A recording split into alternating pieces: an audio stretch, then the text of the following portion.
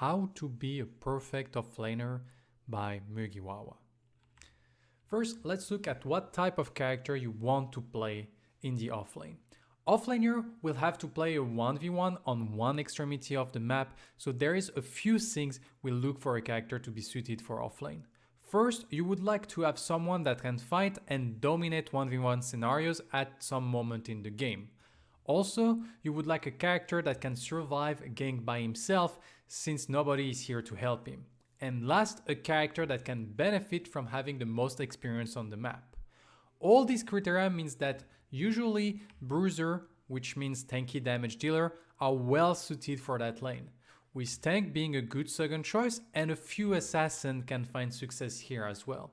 As a rule of thumb, it is easier to execute a team composition that have frontliners, and offlane is a very good place to get some. So I would recommend to go in the bruiser or tank route, but keep in mind that offlane is the most open when it comes to character selection. As we have seen in the How to Win Your Predecessor game guide, the goal of the early game is to maximize your farm and minimize the enemy farm.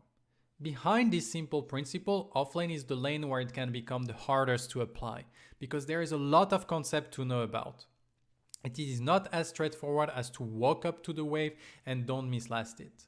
Of course, consistent last hitting is needed. You need to be good at it even under tower, but it is important to respect the big concept of damage trading. What is damage trading? Simply the fact of exchanging damage with the enemy offlaner. It's simple, but the whole offlane dynamics revolves around it. If you understand damage trading, you will be able to always maximize your farm while minimizing the enemy farm. But offlane is not about taking no damage. No, offlane is about taking less damage than your opponent. Hence, we always want our trades of damage to be positive for us. There is a lot going on behind that principle, but just remember that this is the goal of the early game. To trade damage efficiently, there is a couple of simple ways to do so.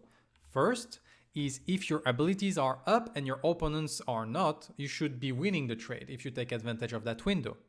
If you have a level advantage, you have more base stats, so trades can be beneficial. If you have an item lead or an item that counter your opponent, same principle. Also, if you get an early level lead, that means that both base stat and number of ability available would be to your advantage, which means in offlane you should pay close attention to early level 2 and level 3 transition, because those are huge power spikes that can completely destroy a lane if they are not respected. This is the biggest source of mistake for a new player in offlane, so look out for them, which means if you can't level up at the same moment as your opponent, you need to back out and accept to lose some CS. Which is a very important concept for offlane. If you are not in a situation to damage trade efficiently or at least evenly, it is better to concede some CS than going up to get them and ending up having to recall or burn your flash. Other mistake I see new player in offlane do a lot is when they get aggressed on by the enemy offlaner unleashing his wall kit, new player usually just walked away because they lost half of their life and they become scared.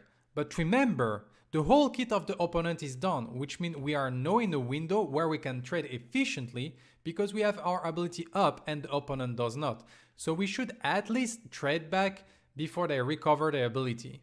If a trade is made with ability and not punished afterwards, a lead will be gained by the person that managed to use an ability without being traded back.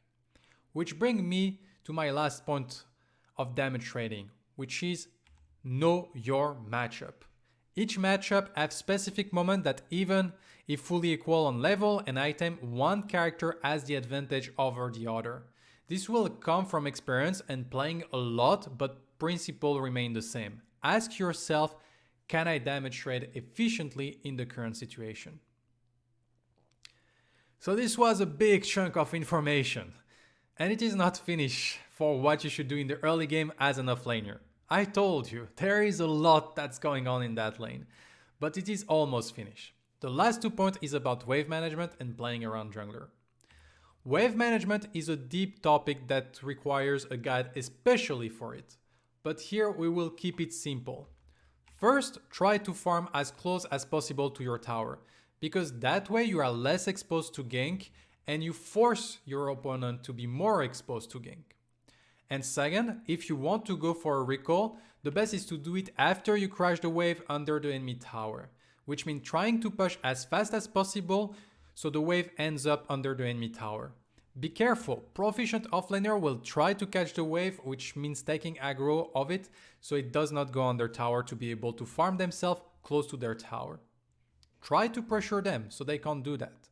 You will have yourself and the minions, so this should go smoothly because the minion will help you win the damage trade if they stopped it from going under tower.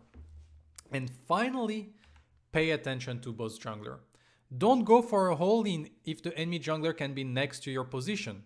Don't go hard pushing the wave if your jungle is around looking for a gank.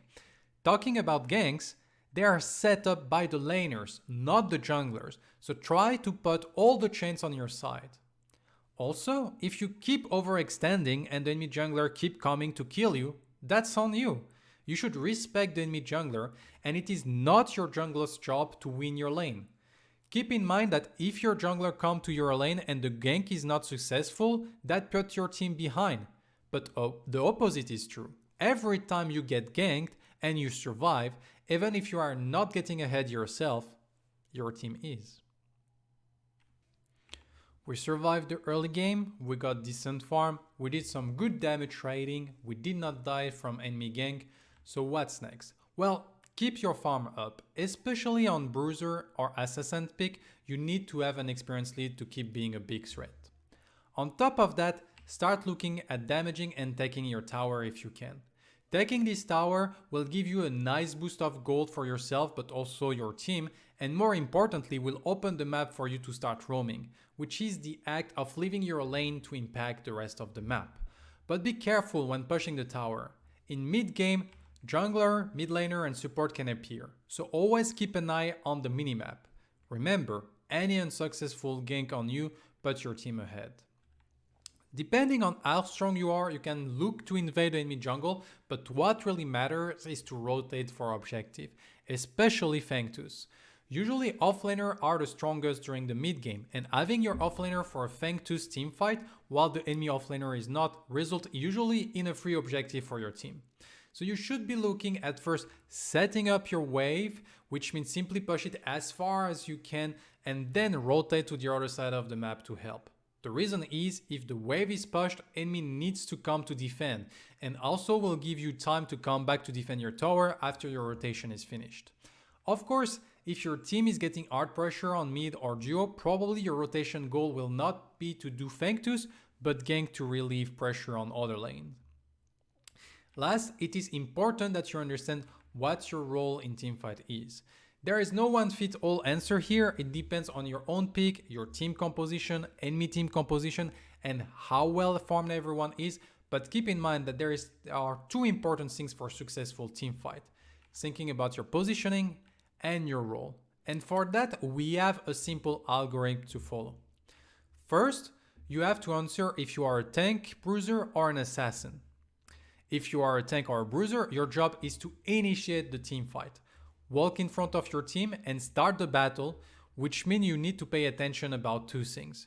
First, do not get poked too much while looking for the engagement. Try to be decisive with it, but pay attention if your teammates are in position to follow up your engage.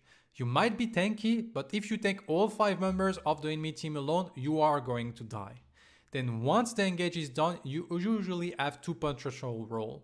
Either keep pressuring their backline if you can kill them while staying alive, or fall back to your backline to peel for them.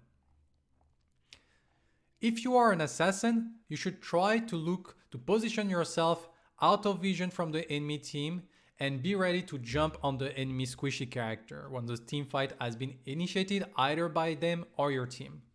Then you need to all in, which means try to do your best to one-shot that character.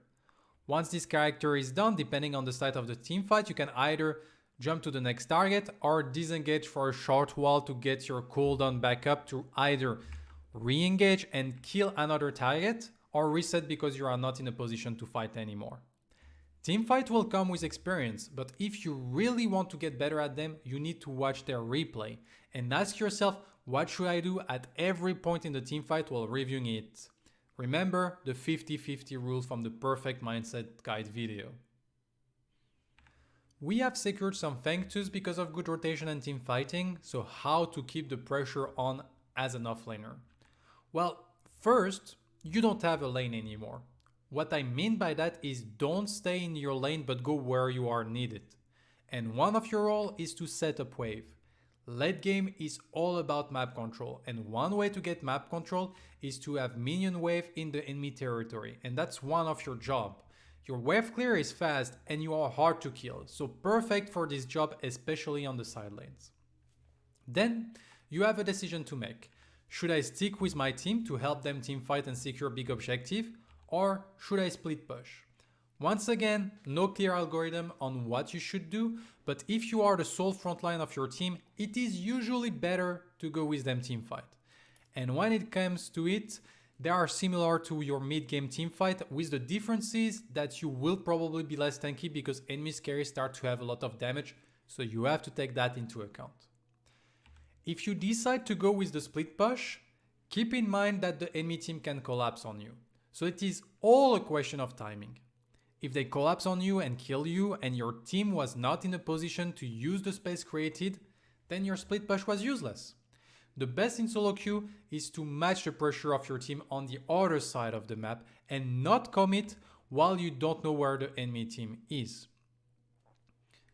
Once you have full information and know you can win the 1v1 or 1v2, you can finally commit to it and try to get towers.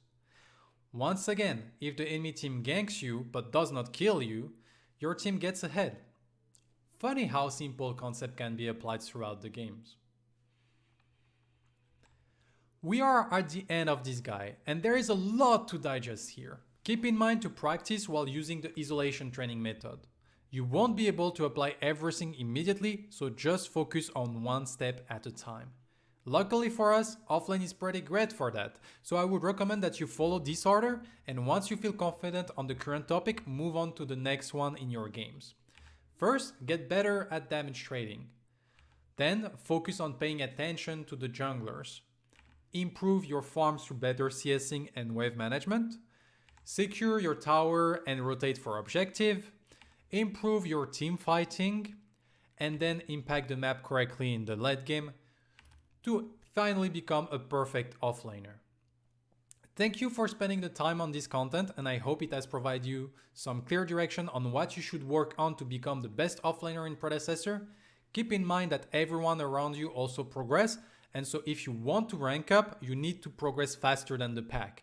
Following what we have seen in this guide will definitely allow you to do that, because very few play games with an understanding of what they should do. So go out there and feel free to share your success story in the comments.